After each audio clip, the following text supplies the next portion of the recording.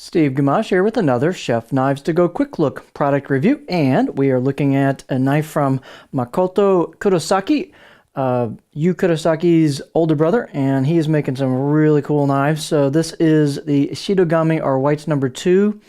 I put an HG for high grade. I'll get to that in a second. Gyuto 210mm knife. So Makoto right now on Chef Knives to Go, they've got a couple lines, and he's got what I'm going to call a high grade line with upgraded fit and finish and handles, and then he's got a lower price line, which are lower price handles, not quite the time put in on the fit and finish. Grinds are still great, but this is, I'm just going to call it the high grade series because it is compared to the other one, and this is a really nice knife. So let's take a look at it. This core steel, this is a 3-layer construction, and the hard core steel is Shidogami or white paper number 2, reactive, high carbon steel from Hitachi. And the heat treat, they don't have a specific heat treat, but it should be around the 61, 62 Rockwell range. The construction, which I may revise, the site says soft iron cladding. It does have a Kudauchi or blacksmith finish on the flats. And that's over this Shidogami number 2, white number 2.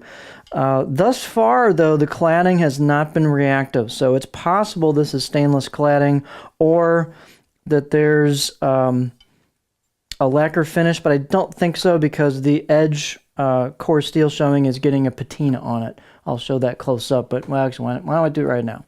So that's got some patina on it from me using it. I actually bought this knife right off the sight unseen. I've seen the Santoku, and I decided to buy this one because of how nice the Santoku was. So tells you something anyway. But this is possible this is stainless, so we'll maybe revise that later. The weight on these and the dimensions will vary just a little bit, but this one's 167 grams or 5.9 ounces. Edge length from the tip to the chin, the back of the heel, is 215 millimeters, so a little oversized, 210, about 8.5 inches roughly. And the overall length is about 360 millimeter or 14.2 inches. The spine thickness coming out of the handle above the chin, the back of the blade, is about 3.1 millimeters, and then it slims down about halfway down. There's pretty much just kind of a fairly consistent taper on this, and so about halfway down it's about 2 millimeters, and then you'll see it pretty much holds that, maybe gets slightly thinner, and then the tips on these are ground really nice and very thin tip, and it just flies through things like onions. Great tip on these things. The blade height is 47 3/4, so it's got plenty of height. You've got lots and lots of board clearance. The handle is a very nicely done octagonal rosewood with black packerwood ferrule, and the handles they've been putting on these are very nice. They've got a bit of a polish to them, very smooth between the rosewood and the ferrule. Just nice fit and finish, cool figure on a lot of these. So they've got some really nice handles on these.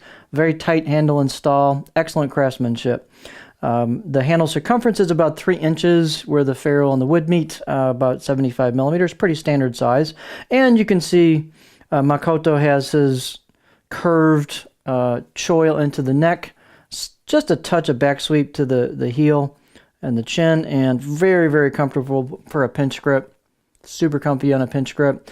Balance point on this, one of the reasons I got the 210 Gyuto versus the Santoku is the balance point's a little further forward. These handles are fairly dense wood, so they're a little heavier than the typical hoe wood. So there's your balance point. So for me, it's just a touch behind my pinch grip, but still pretty neutral feel. So this is got a little bit of mass to it, but very nice feeling knife. The grinds on these are very, very well done. That's one of the things I noticed right out of the box on Makoto's knives as you sight down the blade on something, like a window or something reflective, and man, these are clean grinds on these. He just does a very nice job on these. And they're quite thin at the edge. You can see how much core steel is showing there at the edge. Really, really pretty knives. There's some embossed, etched kind of kanji on there with their symbol. Gonna get a good let's see, beauty shot here. So on the right side of the blade, that's the right side of the blade. The left side of the blade is plain. Again, you can see the core steel. It's got a little bit of patina on it. You can see the edge bevel, the shiny edge bevel. And on these high grade ones, besides the really nice handle, lots of good polish and rounding on the spine, high level of polish, and then a very high level of polish and rounding on the choil. So kind of a la Konosuke on some of their nice knives. So really well done on this, super comfortable. 6, maybe 7 out of 10 on the out of the box edge, nice clean edge bevel. The tip's real thin, I mentioned that already. It just flies through stuff. Pretty much 50-50 grinds, 50-50 edge. So it's just a beautiful performing knife. The only slight ding I could give it is just based on the fairly flat, smooth Kudauchi finish and these kind of bigger primary bevels. It's not the world's most non-stick blade, but wow, does it perform. So let's look at it on the cutting board. So for me, that's an okay trade-off. This is just a great performing knife. The profile is just excellent all-around profile. There's a reason I bought this knife. If you look here, you can just see it goes into just a little bit of a sweep at the heel, a little bit of a flat at the heel, and then a gentle curve. Tip's kind of not super high, not super low, so I'll get pretty high there on rocking. So this would make a really nice rocker. You could do a little bit of chopping with it, although it's not super flat. Push-pull cuts. It's a really good all-around profile. So, you know, just about anything you want to do outside of full-on chop mode. And it chops actually pretty well with the rear third of the blade.